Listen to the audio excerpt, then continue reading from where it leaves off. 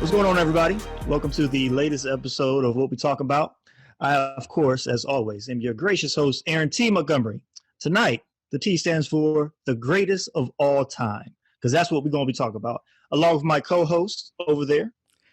Donovan Woods, a longtime fan of the greatest of all time. I cannot wait to discuss this, especially with the person we have here invited. And Aaron, I'm going to get right into this. I don't even want to delay this. I want every minute to count. Hold on, you going to give his name? No, I will. I got to set it up for it. I got to set it up. I don't want people to get. I don't want people to turn it off right now. I want them to at least wait and see who it. So just know this, audience. To have two light-skinned brothers in the same podcast is hard to do because they're very, very finicky people. But we got them. We got Aaron T. Montgomery, and now we have also our guest, Andre Bethune. He is a longtime fan of hate and hateration, and we're going to try to bring him in to see what he has to say about Michael Jordan, myth or legend.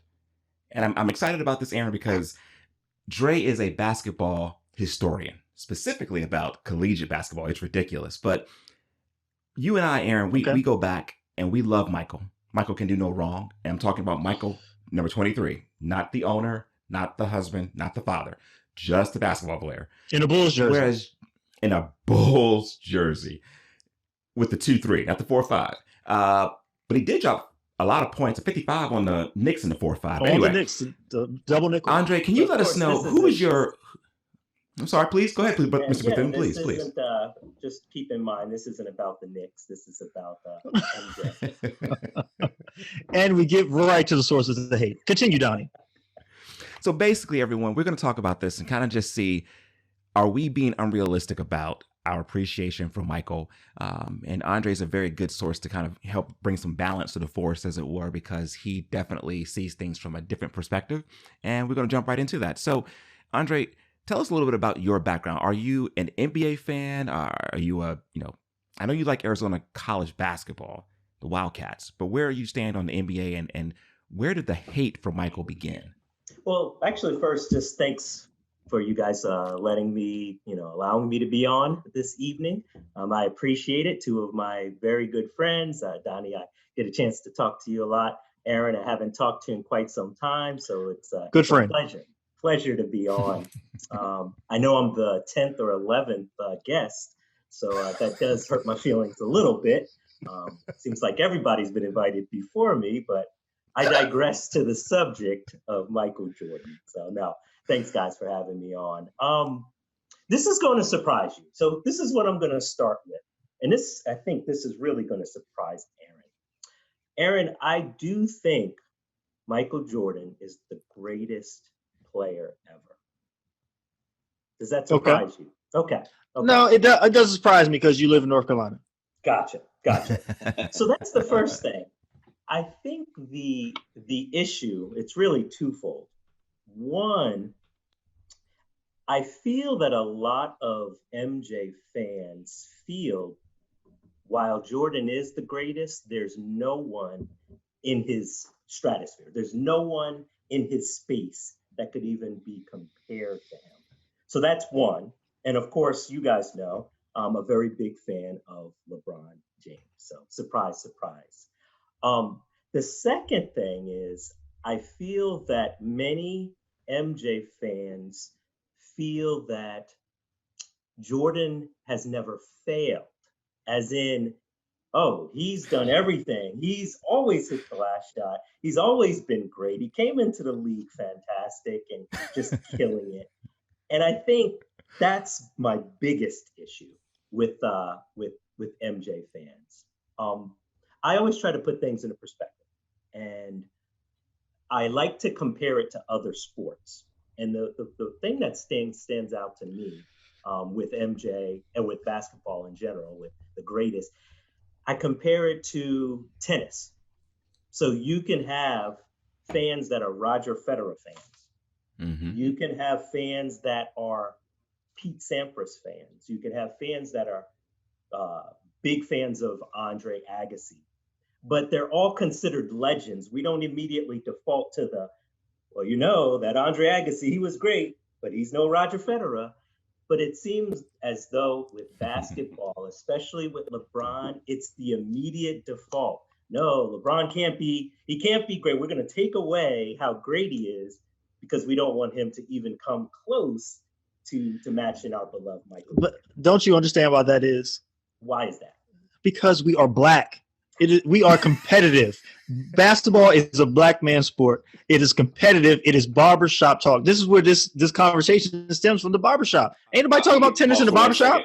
Just pause for 1 second. The racial content and words spoken by Aaron T. Montgomery stand for himself, not by the show, myself, or Andre. Continue. I'll just let you know where this conversation stems from. It stems from the barbershop. They're not talking about tennis in the barbershop unless they're talking about Serena Williams. Okay, it's just what it is. That's a good point. But I tried to bring just try to bring some type of comparison, looking outside of just basketball or just that greatness that's found in basketball. But no one in any other sport was that, like, the gap was as wide as it was with Michael.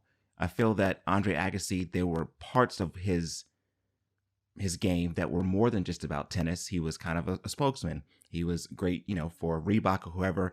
He was just, the long hair. He had an image. And you have, let's say, I don't know, you said Pete Sampras, kind of quiet guy, but he was just winning. And people don't know all the rules and the history of tennis as widely as they do with basketball. So you can look at basketball and go, good Lord, the eyeball test, that guy is way better than everyone else. He's just better. And he came in the league pretty great. I mean, 84, 85, he won Rookie of the Year. It was no competition. The Bulls hadn't made the playoffs in forever. He came in, they're in the playoffs. I think what makes us kind of forget he had failures are people like Nick Wright, people that are millennials who make comments like Michael Jordan couldn't have, or if Michael was here, he wouldn't have been able to. And it's like, what are you talking about? So I think they have pushed us to kind of stand on the mountaintop for Michael and go like, you don't understand. He is the greatest. There is no comparison. And when it comes to LeBron, I think I turned a corner, Dre. I really have. I see his greatness because I compare it to what he's playing against now. And your Durant, kind of cuckoo, Kyrie, cuckoo, Steph, he's a smaller player. Clay's leg fell off twice. Whereas LeBron has just been a steady force and he's great. But I cannot forgive him for losing to the Dallas Mavericks. I can't. That's a stain that it will always keep him below Michael, no matter how many he wins. Right. And that's a big issue for many because a lot of people focus on win-loss records in the finals. So that's why we still, even after Tom Brady has been to how many Super Bowls?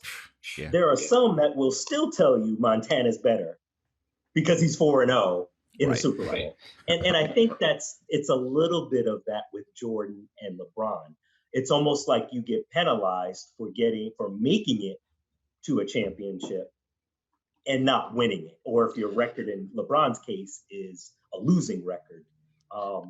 But it's because you start to nitpick when we're talking about the greatest. You have to. That's the essence of it, because you're saying a person who never played against another person is better than this person. So the only thing you really have to compare, number one, is stats, obviously. Then you go from there, go from stats to who he played against, who he played with. In basketball, because rules have changed drastically at some points during the course of the league. What era they played in, all these things come into play. So I think it's more like when you would talk about Brady and Montana, it's hard to make that comparison, but it seems easier because football has, it's become a more pass heavy league. But at the same time, we're talking about quarterbacks who does the passing. Montana did it before it was a pass heavy league. He was still hitting these kind of numbers. It took time for Brady to catch up to. So it's easier from that aspect to say, okay, even before you could pass so easily, Montana was making it big.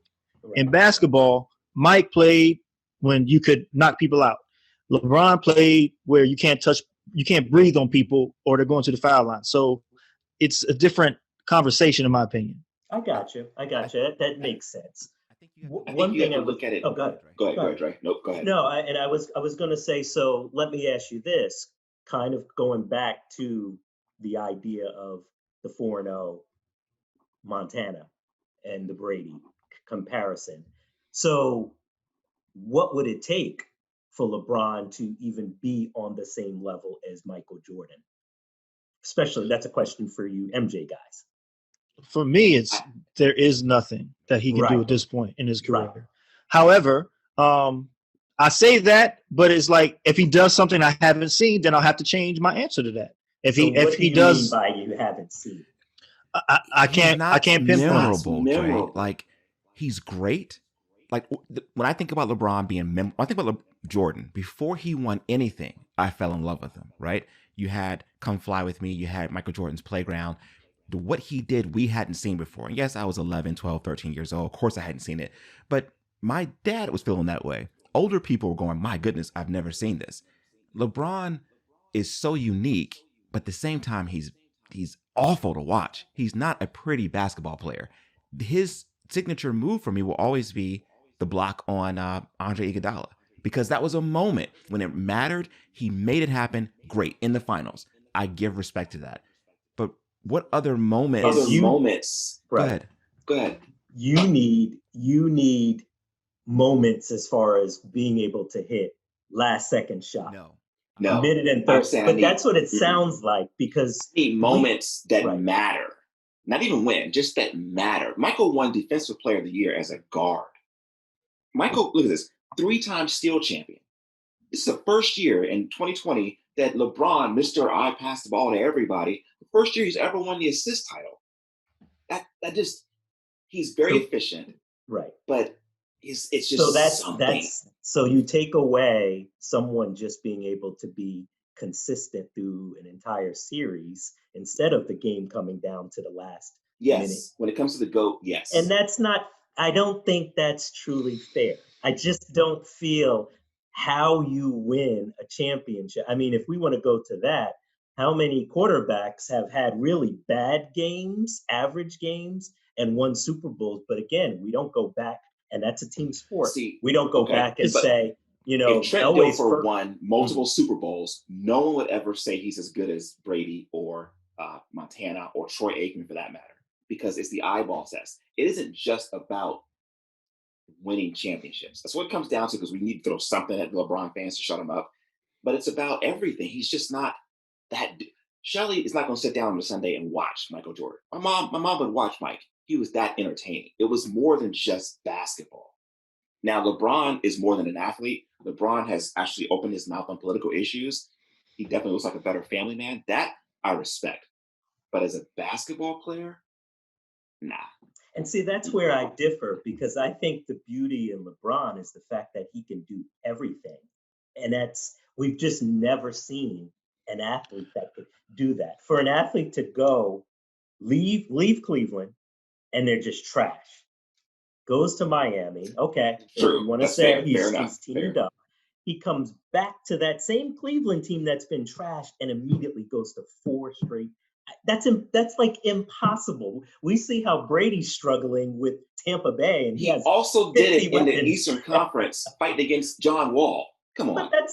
But the team itself, how many games did they win when he came? I mean, you went from winning 10 games, the Cleveland Cavaliers, to winning 55 games. I mean, there's never been another player. It wasn't just, for one, like people will say with Mike, it's never just, he didn't come by himself. It wasn't like they had the exact same team they had the year before and they just added LeBron and instant success. That's fair. They restructured the roster and they made a better roster and they won a lot more games. Now, I credit him for it. He led it. He made it happen, but it wasn't just him. And the difference to me, having seen both of them, is one asserted his dominance. Like the vibe on the court was different when Mike was on the court. LeBron, I don't see that coming from other players. Maybe it's just me. I don't see him asserting his dominance on another team to make them cringe in fear when they see him with the ball. I've never seen that from him. I feel like I am growing to appreciate his game a lot more than I used to. I mean, because he is a winner, regardless of hitting last second shots. I don't put a whole bunch of stock in that, but it did, because it did seem like Mike hit a lot more. But I think the numbers will bear out it wasn't. Right. That's a good point. But so I don't put a lot of stock in that because, like you say, it's like saying, oh, this person won every game 7. Right. That makes him better than Mike. Okay, Mike wasn't in a lot of game 7, so you can't make that comparison if you're not in that position a lot. And if you are in that position a lot, that says something as well. I appreciate what he has done for basketball at this point. He has what I'll say nobody else did that he did, LeBron. He came in with the weight of the NBA put upon him. He came in, everybody, witnessed greatness. He's going to be the king. Everybody said this in high school when they're watching his games on ESPN in high school. And he came in and he didn't disappoint, really. Cleveland became a must-watch team. A couple years in, he finally takes them to a finals. My problem starts from there. He takes them to a finals and then immediately leaves. You can say that the GM didn't put the proper pieces around him and all that. Okay, whatever. You got him to the finals, but then you didn't give him a chance to allow him to make the team just a little bit better so now they can win the finals. You immediately leave. You go to a ready-made team, and then you lose.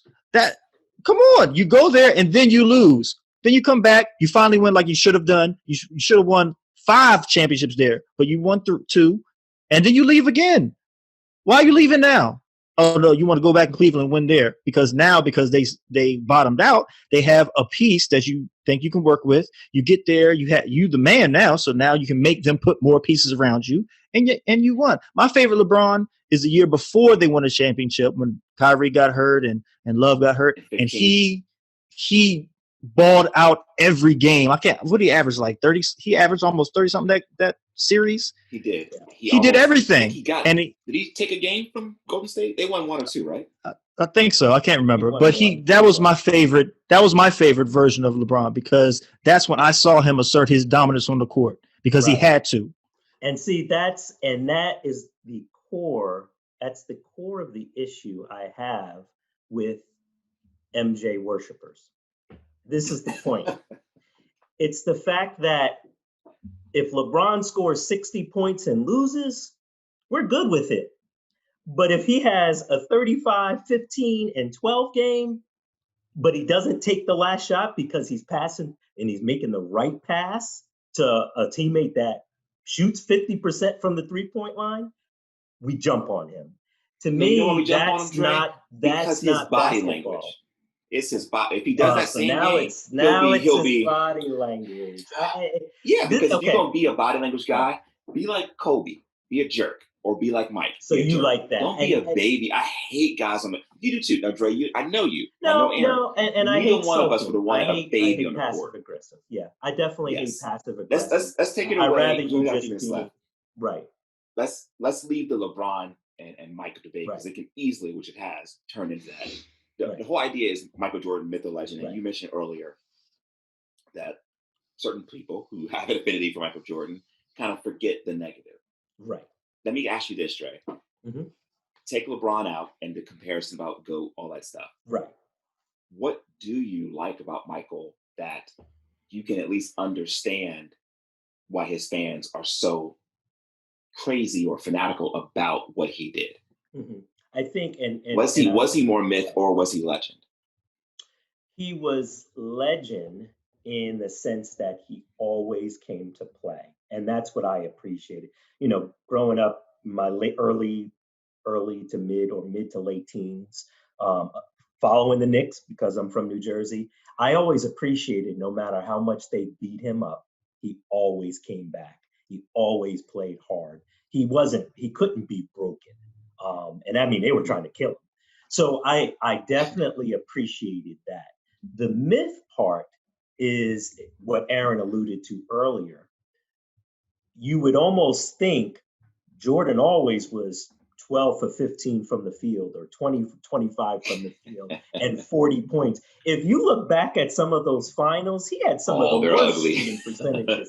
But the large amount of MJ fans think, oh my God, he was 20, he was almost perfect from the field, perfect from the line, and that he didn't have any help. And we know clearly he had some great teammates, Hall of Famers, on his team. So that's the myth part. But the legend, the desire to win. Now, do you want to play, or would I want to play with a LeBron or an MJ if I have a chance to win a championship? That's debatable. Do I only care if I get the ring? Probably MJ. If I feel like I want to be able to contribute and walk away saying, man, I had a hand in winning this ring, hands down, it's LeBron James. He's going to get me involved. I'm going to feel like I'm doing something to win. And that's why I think a lot of his teammates love him, and even past teammates love him, because he at least got them involved for you to, as a team, accomplish something special. Especially that championship with Cleveland. When they were done, even though I love Golden State, when they won that championship, it was like, man, I felt for each of them. Yeah, I felt, because they were all crying. It was like, wow. And you couldn't be upset. I mean, after that, it's like almost like, yeah, they deserve to win that. You could. I mean, you could point out things like, Steph had a bad knee. You could point out things like, Kyrie hit the shot of his life. Right. But I'm not mad at it because it was Cleveland. It's almost like if Washington won a championship. Right. You got to respect the team that's never. Draymond gets suspended. Draymond, that changed a lot, but it happened. Yep, the big guy. It does happen. Broken leg. He got in trouble. Yeah. I don't respect Golden State as much with what they did to Cleveland, adding Durant. I mean, come on. That was just impossible. But I will say, everybody don't love LeBron. I mean, you got players out there saying that now that he's got Kevin Durant, he's got a player that can finally, hit a shot in the clutch. Shots fired by Kyrie. Yeah, but that's he's from Rahway. There's going to be LeBron up your way. There are LeBron haters, so don't get that twisted. There's a lot of them out there. That was already the kind of the narrative when they were starting to go through teams in the West through the playoffs. It was already what's his name? Kyrie? No, his teammate Delonte West? The big guy now, with the Lakers. Delonte West. I mean, I don't know. I heard some things. Mama James, I heard some things. But you know what? I will say, when it comes to the things you say, people that love Jordan say about him, the grandiose statements they make about him, like he never missed this. That started to happen because people started to say things about LeBron before he was great, before he was what he is now, because now I will definitely say he's great. Before that, when people were trying to crown him, it was just like, what are you talking about? And then what got to me was when people my age started to say it. Young people, they don't know. They didn't see him. It's just like me talking to my dad about Oscar Robertson or something like that. Right. I never saw him. When people my age start to say something, it's similar to that old guy that's in the club dancing in the corner by himself that shouldn't be there no more because he got a silk shirt on. That's that guy who loves LeBron. A silk shirt. No, not in the type of club he's in. I did sell that shirt, Aaron. I sold it off. What I say when it comes down to some things for me, there's records, there's awards. For Jordan, you can look at the amount of great players that don't have a ring because he played. With LeBron, I think you could say that contributed to his greatness is the amount of players that do have a ring because he played with them. Right. I think it's kind of the opposite thing. And also a lot of other teams won while he was winning because he's not dominant. Right. But that happens. It happens from time to time. Yeah, and I would push back on that. It's the Brady argument. Well, the Giants have won two, and who was it? The Eagles won a championship because of the amount of appearances. It's once again appearances. So what is this? If LeBron goes to 11th championship, 11th finals, 11th compared to 6. My goodness, that's phenomenal. This and I don't impressive. care what very impressive. What era you're talking about to go to 11. I mean, just without suffering a major injury. Right. It's incredible. That is incredible. You're going to meet up against some good teams during those appearances. And agreed. The San Antonio teams. He played the Golden State team. So he definitely played great teams, after that. Every time he was there, besides Dallas, which I, again, can't forgive him for that. He played great teams in the finals. That 72 and 73-10 or 73-9, whatever they were. Right. That Golden State team, great, historic. Right. The San Antonio teams he lost to in Miami, great, historic. Right. And the team he played this past year, who they play? Miami. Yeah, that's the right. bubble in itself. We'll give him that. But absolutely. hey, but still, to play in an empty gym, that's a whole different dynamic during a pandemic. This year will be a little bit different, but I think I'll give LeBron this, and we'll wrap this up. It's not really, the discussion isn't really about him. We do respect him. LeBron's a great player.